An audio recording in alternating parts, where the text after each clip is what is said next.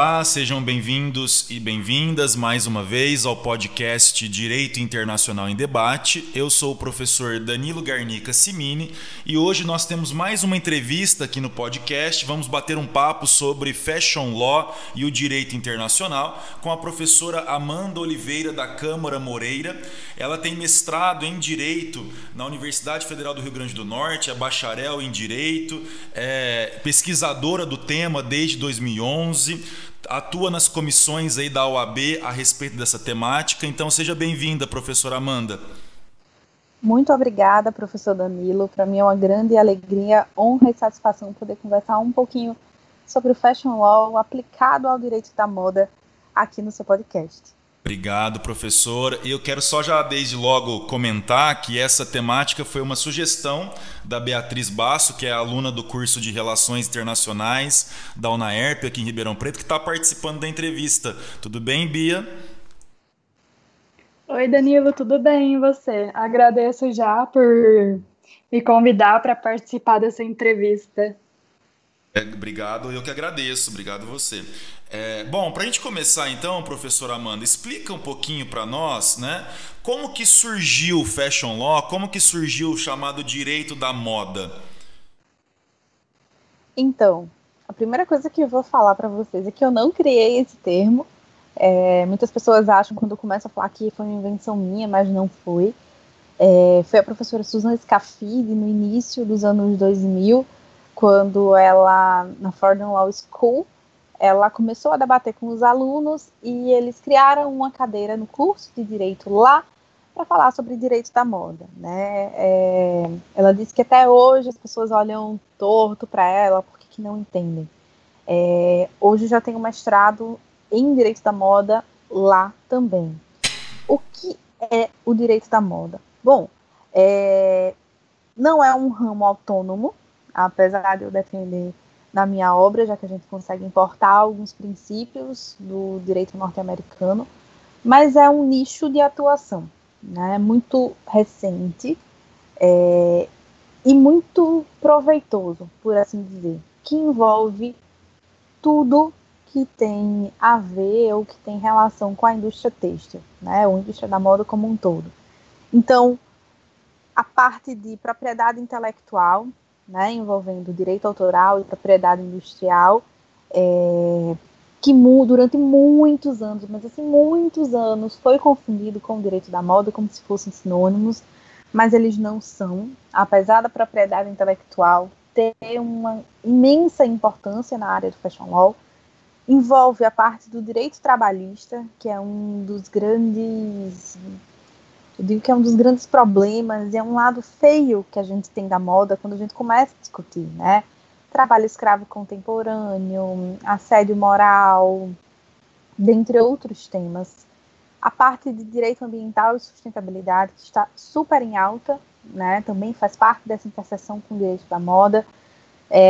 A parte de direito imobiliário, em relação a shopping center, aluguel, a própria mudança mercadológica envolvendo as lojas, né, que se a gente for ver na década de 90, eram muito as lojas de rua, e aí os prédios foram se deteriorando, e hoje existe uma preferência, uma predileção maior pelos shoppings, né? Quem tiver curiosidade, a professora Frederica Richter fala muito bem sobre essa parte. Outra coisa que envolve também o Fashion Law é a parte do direito tributário. Você não precisa ser especialista em direito tributário, mas você precisa ter algumas noções tributárias, né? Aqui eu atuo muito com empresas que estão no início, então é importante a gente saber e dar um direcionamento, pelo menos, dos impostos que elas vão pagar, né? Se você atua com empresas internacionais que querem trazer a sua marca para o Brasil, você pesquisar sobre os acordos internacionais que existem, né? Se tem acordo bilateral, se tem algo que faça com que aquela empresa, quando ela venha colocar alguma loja aqui no Brasil, ela não pague um imposto mais de uma vez. Isso aí é super importante. Fora os contratos e o direito empresarial e o direito civil, vou falar dos três juntos, porque eu acho que é onde a gente tem o grande coração do Fashion Law, principalmente para mim, né, que atua aqui no estado do Rio Grande do Norte com contratos, majoritariamente 99%, 99% não, mas 90% da minha atuação aqui é com contratos, então, sejam contratos de licenciamento, ou cessão de uso de marca, que estão disciplinados na Lei de Propriedade Industrial, sejam contratos de private label, né, que eu lembro que a primeira vez que chegou um para mim, eu fiquei, meu Deus, como é que eu vou fazer um contrato de terceirização, né? E porque na minha cabeça até então eu falei, não, é tudo errado, e aí a gente trabalha em compliance para mostrar que existem algumas terceirizações que podem acontecer, que dão certo, que não prejudicam os trabalhadores, né? Então, a parte de marcas, patentes, desenho industrial, indicação geográfica, direito autoral, então, tudo isso faz parte, quando a gente une o direito empresarial, a propriedade intelectual, contratos, direito civil. Então, o direito da moda, ele nada mais é do que esse ramo, né? Esse nicho de atuação que veio para coroar todos essas interseções que o direito ele nos dá, sempre relacionado com a indústria da moda, né? Então, modelos, direito do fotógrafo, direito de imagem, que é algo que a gente tem alguns problemas, que eu já vi acontecer, as garantias dos modelos na hora da passarela, remuneração dos modelos, então tudo isso faz parte do direito da moda. Ótimo. E como que você iniciou essas pesquisas no direito da moda, professora? Então, quando eu iniciei, lá em 2011, na graduação, eu não tinha nem ideia do que era, nem se chamava direito da moda, por assim dizer, né? Foi numa aula de metodologia, então eu sempre digo, não desvalorizem as aulas de metodologia, porque elas podem plantar uma sementinha ou algo que desperte alguma curiosidade nos alunos, e aí graduação, especialização, mestrado, doutorado, enfim. E a professora, ela disse o seguinte, você tem que escrever, professora Juliana Rocha, ela disse assim, vocês têm que escrever sobre temas que vocês gostem, não que sejam necessariamente do direito.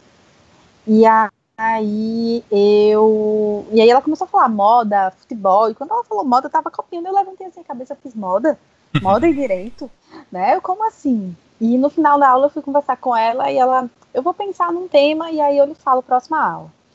E aí ela me deu um tema chamado a contrafação da marca financiada pela administração pública. Parece complexo, né?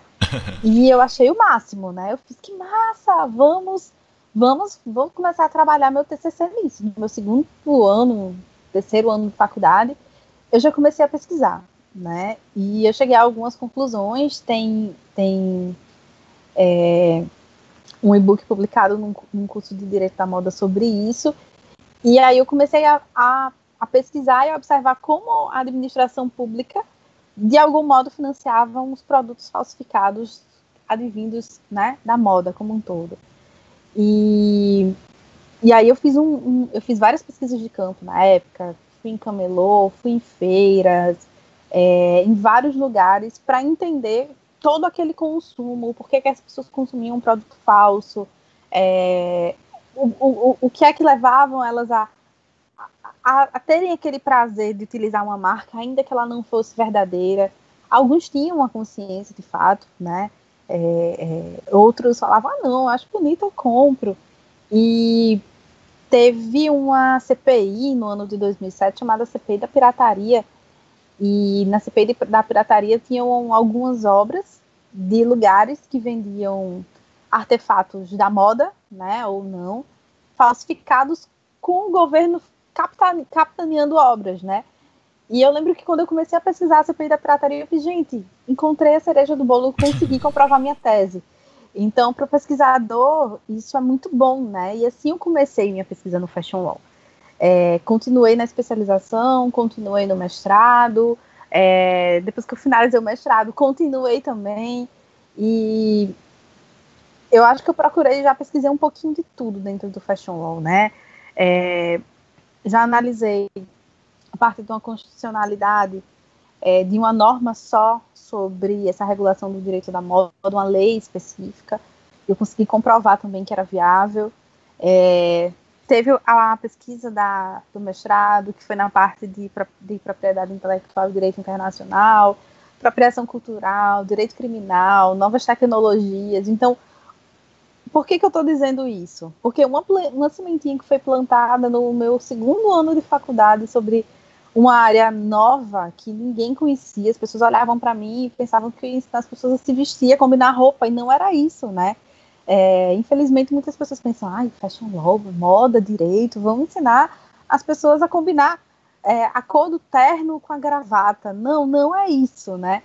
E é o que a gente mais bate. Então, assim, eu comecei minha pesquisa no ano de 2011 e fui desenvolvendo ela durante todo esse tempo. Né? Ótimo. Então, é algo que, para mim, é muito engrandecedor. Uhum. E a OAB também tem comissões, né, professora? Você participa de algumas, né, nessa temática. Tem. A OAB tem várias comissões no Brasil todo. Então, eu presido aqui no Rio Grande do Norte. A primeira foi da OAB São Paulo, a segunda da OAB do Rio. E, a princípio, elas se concentraram na região Sudeste. Depois, elas passaram a se disseminar pelo Brasil. Teve Paraíba, Santa Catarina, Paraná, Rio Grande do Norte, Pernambuco, Ceará, Distrito Federal, Alagoas. Algumas seccionais não têm, mas estão buscando conseguir ter, né? Minas Gerais também tem. E alguns lugares onde ainda não existem comissões, já existem algumas pessoas trabalhando. O problema é que tem alguns presidentes que são mais tradicionais, que têm uma certa dificuldade de entender o que é o direito da moda, ou alguns novos direitos, e acabam que algumas pessoas têm alguma dificuldade. Já ajudei a criar comissões. Amanda, você ajuda, você faz um parecer, eu faço um parecer. Hoje eu sou membro consultiva também da OAB de Pernambuco, da Comissão de Direito da Moda de lá, e sou vinculada à Comissão Especial de Cultura e Arte do Conselho Federal. E uma das minhas pautas, junto com alguns outros colegas de comissão, é o direito da moda. Ah, muito bem. E pensando nessa relação entre direito da moda, fashion law e direito internacional, qual que seria o ponto de partida para essa discussão? Ponto de partida para a discussão entre o direito da moda e o direito internacional, eu considero principalmente o mercado de luxo, né? Por quê? Porque o mercado de luxo ele é o grande percussor disso tudo, né? São as marcas que são mais falsificadas no mundo, por exemplo, a Louis Vuitton, né? E aí você pode estar se perguntando, mas a Louis Vuitton não faz nada? Faz, gente, né? Ano passado tiveram algumas operações na cidade de São Paulo, que fecharam alguns boxes na 25 de março. Eram várias marcas de mercado de luxo, então, Louis Vuitton, Dior, Chanel, Gucci. Então as marcas fazem. Isso gera impactos negativos para a marca, isso gera impactos negativos para o erário. Em contrapartida, se a gente for observar no ranking de marcas mais valiosas do mundo, são as marcas internacionais, né? Não são as marcas brasileiras. Zara e Nike são as duas que há muitos anos elas têm eu digo que elas quase deixam tudo homogeneizado desse primeiro e segundo lugar. Então, a gente tem sempre que parte desse viés econômico, né? A gente não tem como fugir da importância dessas grandes marcas. Até porque, graças às semanas de moda em Paris e em Milão, saem todas as outras tendências para o mundo, e são a partir daí desses problemas, né, dessas tendências que se criam, né, as coleções das marcas de fast fashion, as primeiras violações de propriedade intelectual desde esse desfile nessa passarela, e aí isso pode, né, corrigindo, isso pode tornar demandas judiciais. Então, como ponto de partida, eu sempre destaco isso, né, esse viés econômico, em primeiro lugar, e em segundo lugar, a questão das tendências que são criadas. E elas não se criam no Brasil, elas se criam nas principais semanas de moda do mundo. Então, para a gente partir como para a gente ter como ponto de parte dessa discussão. E aí depois a gente entra na seara da propriedade intelectual como um todo, registro de marca, enfim. Mas o ponto de partida da grande discussão é isso daí. E já fazendo o link, então, com a propriedade intelectual, propriedade industrial, quais seriam os principais tratados internacionais nessa discussão? Tá. Quando a gente fala de propriedade industrial, intelectual como um todo, eu vou aqui me ater especificamente a 2 documentos, tá? A Convenção Unionista de Paris e o Protocolo de Madrid. Por que esses 2? A Convenção, e vou me ater especificamente a marcas, certo? Eu não vou, nessa série internacional, não vou colocar discussão com desenho industrial, patente, indicação geográfica. Vamos falar das marcas propriamente dita. A Convenção Unionista de Paris, que eu chamo de CUP, né, eu faço essa abreviação, foi o primeiro documento, né, em 1883, olha só, muitos anos, né, que veio com a primeira ideia de uma proteção internacional de marcas. Então, por que era que acontecia? Tinha uma sociedade familiar na França, tinha outra num país vizinho, e na hora que as relações comerciais elas iniciavam, davam choques, né? Davam problemas, né? Nessas marcas que eram semelhantes. E aí eles começaram a ver e a perceber que eles precisavam dar uma uniformizada nessas questões da marca, do direito marcário como um todo, para que não houvessem esses choques. E aí foi o primeiro documento que veio realmente para trazer essa proteção. Ela foi revisada 2 vezes, em 1929 em Haia e em Estocolmo em 1967. E aí, com a Convenção Unionista de Paris, ela veio com o intuito de fazer com que você que tem uma marca aqui no Brasil, né, que o Brasil ele só veio internalizar no decreto 75572, muitos anos depois. Então, e outra na França, e você queria registrar essa marca na França, e você faz parte dessa convenção, existem facilidades para esse depósito, desse registro de marca na França, né? Se você não faz parte dessa convenção, já é um pouco mais complicado, né? Porque não teriam esses escritórios para se comunicarem entre si. Outra importância que eu destaco em relação a esse primeiro documento internacional é a grande influência que ele teve na nossa lei de propriedade industrial. Se você comparar o que diz o texto da convenção com o texto da nossa lei, bem como o texto do decreto 75572, eles são praticamente o mesmo, né?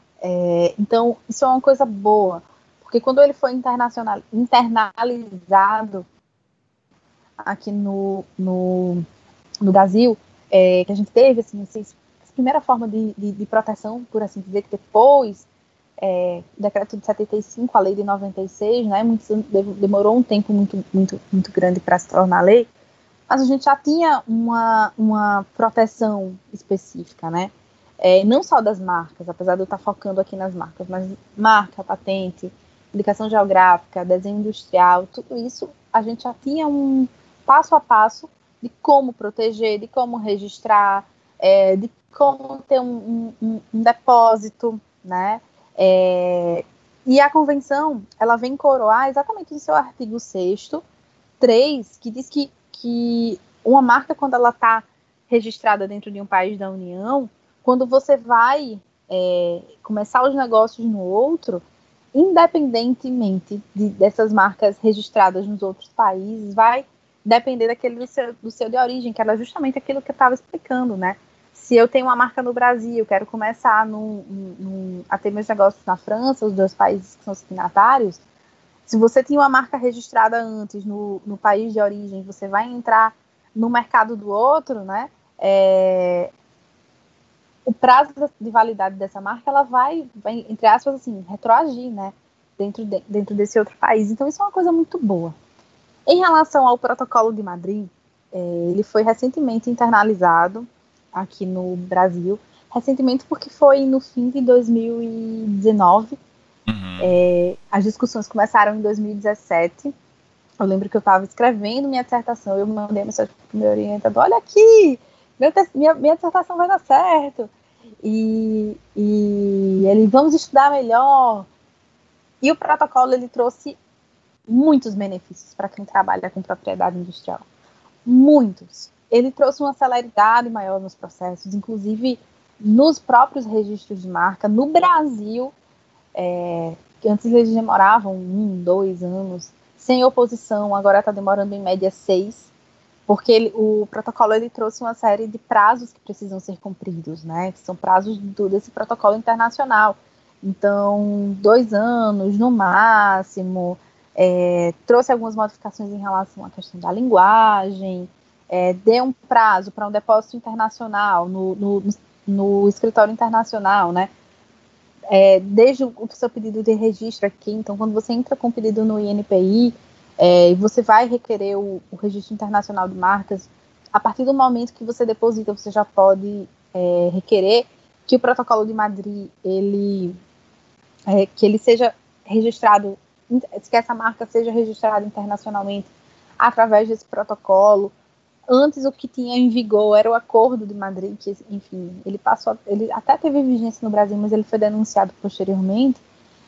Você só podia entrar com esse pedido internacional depois que acabava todo o processo no INPI, né? Explicando basicamente como que é esse processo, você faz o pedido no INPI, coloca a foto dentro do que eles, né, do padrão, coloca a classe, que é a classificação de NICE, que você precisa preencher, tem a publicação na revista, vai ficar disponível por um período específico para fins de oposição. Oposição é uma espécie de recurso: mas essa sua marca ela é igual à minha, ou então essa marca tem algum elemento visual que é igual à da minha marca. Tem a oposição, o prazo de resposta para a oposição, para depois sair o deferimento. Pode ser que não tenha oposição? Pode. 6 meses o registro da marca, em média, está saindo. Se eu optar pelo protocolo de Madrid, o próprio INPI dá um passo a passo em relação a como que vai ser, mas ele traz o prazo de vigência da marca também, de 10 anos, como a lei de propriedade industrial, o idioma, onde a gente tem a possibilidade de ser francês, inglês, espanhol, que antes, na vigência do acordo anterior, era só francês, então isso dificultava muito que os países eles aceitassem esse protocolo como um todo. E a parte da solicitação do registro, ou seja, entrei com um pedido de registro, já posso pedir o registro internacional da minha marca. Isso foi uma coisa muito boa também. Também adotou o sistema multiclasses. O que é esse sistema multiclasses? Antes do protocolo, quando você ia entrar com o pedido, você escolhia um pedido no INPI específico, né, de uma classe, da classificação de início. Hoje você pode escolher vários dentro de um pedido só. Isso está previsto dentro do protocolo. O pagamento vai ser em guia única, você não precisa mais pagar uma guia no começo, outra guia no final. Tem esse prazo agora para finalização. E você pode, eu acho que isso é um grande benefício do protocolo, que não são só para as marcas da moda, mas para as marcas como um todo. A partir de um único registro, de um único pedido de registro aqui no Brasil, você poder fazer o depósito em vários outros. Então, para mim, isso é o grande diferencial que esse protocolo ele nos traz para fins de discussão aqui no Brasil. Ótimo. E pensando agora na questão do GATT, rodadas do Uruguai, né? O que nós tivemos de mudança na consideração da propriedade intelectual como um elemento inserido no direito internacional? Tá, em relação a esse ponto especificamente, eu acho que se a gente for analisar todas as rodadas que a gente teve no GATT antes de se tornar OMC, a gente não tinha qualquer possibilidade de discussão de outros pontos que não fossem acordo de tarifas, comércio e questões aduaneiras. Com a rodada do Uruguai, com o surgimento do TRIPS, né, consequentemente da Organização Mundial de Propriedade Intelectual como um todo, a gente alçou outro patamar, né? Isso aí é algo que para mim é inegável. a gente conseguiu colocar dentro de dessas rodadas de negociação que são assim super importantes, né? A discussão da propriedade intelectual. Isso, claro, eram outros pontos, mas aqui a gente destaca a propriedade intelectual como um todo. Talvez se a gente não tivesse tido esse avanço, a gente não teria outras discussões, como, por exemplo, de países subdesenvolvidos tentarem ao máximo se desenvolver, não teriam as políticas de P&D, né, que o professor Tiago Paluma fala muito bem na sua obra, que é quando os países que são subdesenvolvidos ou em desenvolvimento, eles tentam aumentar a sua produção e a sua proteção da propriedade intelectual, e aí tem, óbvio, evidente que os países de primeiro mundo, eles sempre vão tentar impedir esse desenvolvimento, então tem esses problemas, e o TRIPS ele veio para tentar, né, fazer com que ocorresse essa diminuição nessa diferença. Então eu acho isso daí um dos pontos bastante importantes para a gente conseguir alçar mais ainda a propriedade intelectual como elemento do direito internacional. Ótimo. E como que esses pontos, né, discutidos até agora, professora, eles se correlacionam ou eles até mesmo facilitam, né, os negócios de moda e a sua regulação pelo direito? Eles facilitam porque os prazos eles ficaram mais rápidos para fins de comprovação, para fins de registro de marca. A facilidade de acesso a esses documentos também, né? Hoje com o mundo virtual,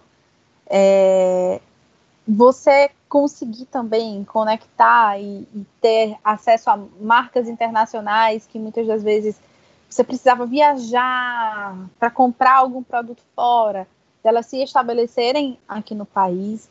Então, quando a gente fala desse fortalecimento da propriedade intelectual, quando a gente fala que o Protocolo de Madrid ele começou a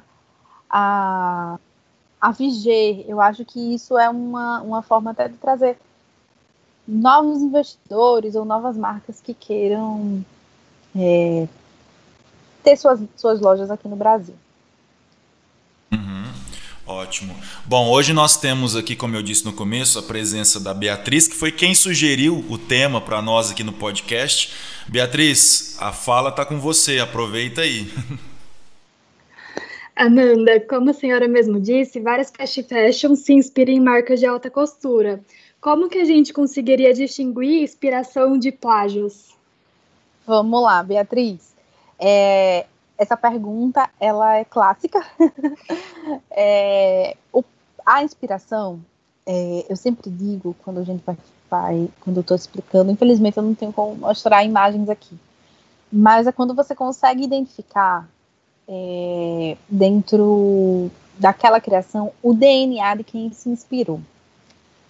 Então você consegue ver o DNA da marca que se inspirou, diferentemente de plágio.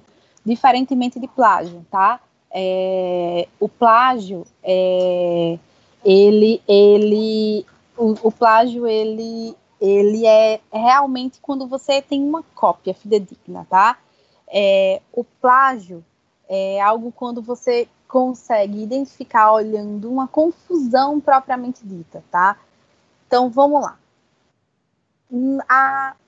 Aqui no Brasil, a marca 284, ela criou uma coleção chamada I'm Not The Original, que ela mesma estava dizendo que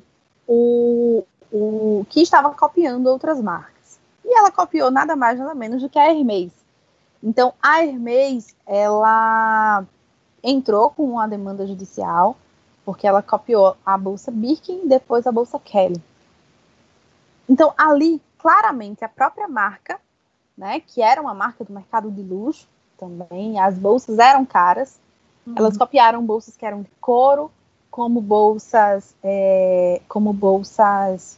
de tecido de moletom. Então, plágio, né, não tinha como não ser, e a 284 perdeu, tá? Inspiração é quando você, ai, que legal, vamos ver uma tendência que está acontecendo no mundo. Então tem uma cor, tem um caimento específico, mas a outra marca consegue inserir seu DNA propriamente dito. Então a gente fala de inspiração. É fácil distinguir um do outro? Não, não é fácil. Para você conseguir distinguir um do outro, a gente precisa ter uma perícia técnica para identificar se houve ou não esse tipo de violação. Isso daí não está nem na sua pergunta, mas eu vou responder, Beatriz. Em relação a falsificação, pirataria, réplica, que a gente entra em outra classificação. Sim. Quando a gente entra e a gente entra com leis como Código Penal, Lei de Direito Autoral, Lei de Propriedade Industrial. A réplica, ela é aquilo que ela quer ser, mas nunca vai ser. Não sei se vocês conseguiram entender. É quando você olha e é uma coisa que você quer muito, mas você nunca vai ser, porque você não vai ser o original. Então, é algo que quando você olha, você diz assim, eu acho que é original. E tem algum detalhezinho ali muito específico que faz com que não seja. É um corte, uma costura, por exemplo. Dica que eu tenho certeza que vocês vão sair daqui, toda bolsa que vocês olharem, vocês vão prestar atenção. A Louis Vuitton, ela tem um corte específico que ela não corta em nenhum monograma, nem em cima do L e o V. Existem algumas réplicas que quando você olha, né, não tem esse corte não, então você não consegue identificar. Outros que está ali no meio, né, uma costura torta, então tem que ter um olhar do especialista para a gente conseguir saber se é ou não a réplica. A réplica, a gente consegue distinguir muito mais por causa da cor da costura, porque às vezes ela pode ser parecidíssima, mas ela não vai ser igual. E a falsificação é aquilo que a gente vai no camelô e a gente compra, né? Aquele produto falso que a pessoa não tem como dizer que ela está sendo enganada, né? Porque você comprar uma bolsa da Louis Vuitton por R$10, com certeza não é a mesma que você compra por 10 mil numa loja. Então não tem como você ser enganado. Então a gente tem a inspiração, a gente tem o plágio, a gente tem a réplica, a gente tem a falsificação. Isso é um mundo à parte que entra na parte do direito criminal voltado para o fashion law. Sim. E como que eu me especializaria em fashion law? Hoje, no Brasil, Beatriz, existem algumas pós-graduações, né? A maioria em São Paulo, algumas online, e tem cursos que vocês podem fazer que não necessariamente são de especialização, mas são cursos de aperfeiçoamento. E aí esses cursos realmente são online, né? Eu não sei nem se eu posso fazer o merchan de algum, né? De algum Claro. curso de pós, de algum... então posso? Então vamos lá. Cursos de aperfeiçoamento. A gente tem o curso do seufuturo.com, que tem 2 edições. A gente tem o para iniciantes e a gente tem o avançado. Cursos de pós-graduação. Eu vou fazer a indicação do curso de pós da Santa Marcelina, que hoje tem a modalidade online, tá? Eu já tive a oportunidade tanto de participar como palestrante, quanto de assistir algumas aulas como convidada. Então, assim, é um curso extremamente completo, mas existem outras, como a Mackenzie, não sei se a UERJ conseguiu abrir, e, enfim, existem alguns outros, mas o que eu realmente participei, o que eu posso de fato falar, é o da Santa Marcelina, que é coordenado pela professora Regina Ferreira. E o curso do Seu Futuro, que eu fui aluna e hoje eu sou professora, que é coordenado pela professora Frederica Rista. Que legal. E como funciona e no que implica a assessoria jurídica oferecida por um especialista em fashion law? Implica você saber de quase tudo, basicamente. Depende muito do perfil do seu cliente, tá? Você pode lidar com um pequenininho que está querendo crescer, que você vai ter que dar uma assessoria completa de como criar a sua marca, como registrar a marca, escolher o tipo societário correto, até uma marca que teve uma violação de propriedade industrial e você vai ter que fazer uma defesa, uma marca que quer contratar uma facção e você vai ter que encontrar uma forma de fazer com que aquele contrato seja legalizado, ou uma marca que teve, como por exemplo agora na pandemia, né, questão de crimes eletrônicos, já que o comércio virtual aumentou, furtos em lojas de fast fashion, a parte do direito trabalhista também, contratação de estilista é algo que, para mim, passou a ser muito recorrente. Você tem que lidar com o direito de modelo de um lado, o direito da agência do outro, remuneração de modelo, assim, são muitos problemas que a gente tem aqui. Então, é um mundo, depende muito da demanda, mas eu já tive casos do cliente chegar no escritório, tá aqui, eu fiz todas essas peças e a pessoa não gostou, e botar todas as peças que tinha costurado em cima da mesa. Então, digamos assim, que muitas das vezes é até uma caixinha de surpresa, né?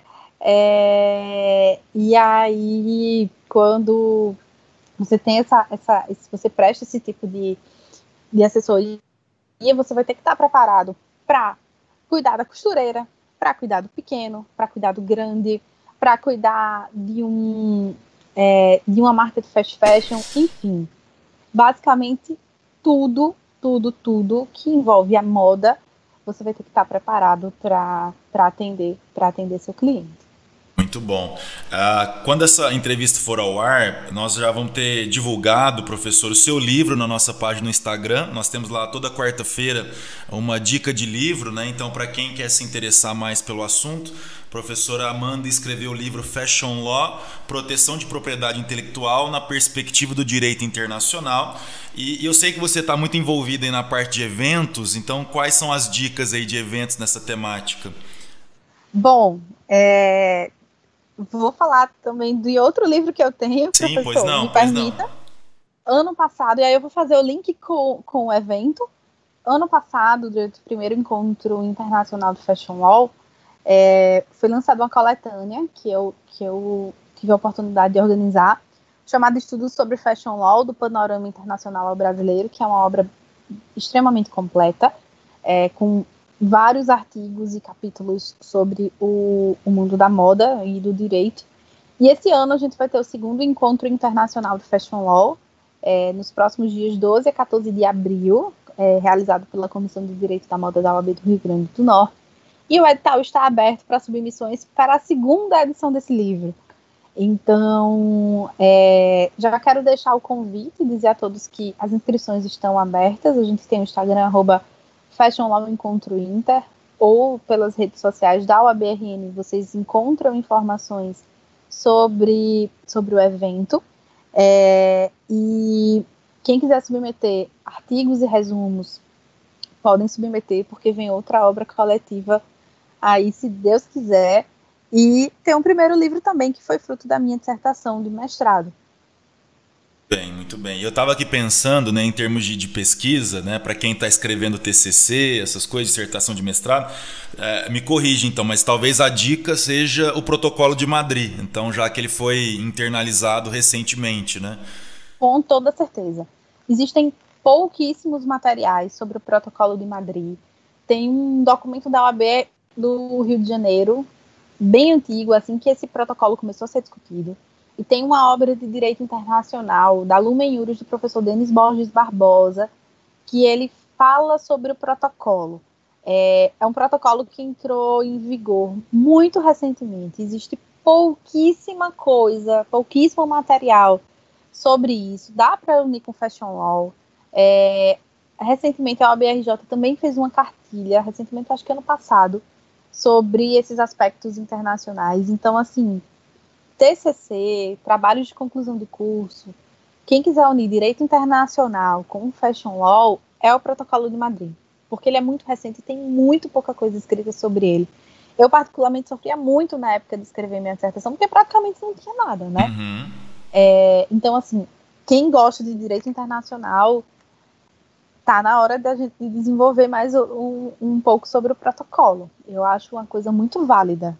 Com certeza, com certeza. Professor, eu gostaria de agradecer sua presença, ainda que virtualmente, né? A vantagem do online nesse contexto de pandemia é que eu estou aqui em Ribeirão Preto, a Beatriz também, e você está aí no Rio Grande do Norte, né? Então, a vantagem é essa, né? Possibilita esses contatos através da tecnologia. Então, gostaria de te agradecer, espero que tenham gostado do nosso bate-papo, nós gostamos bastante também.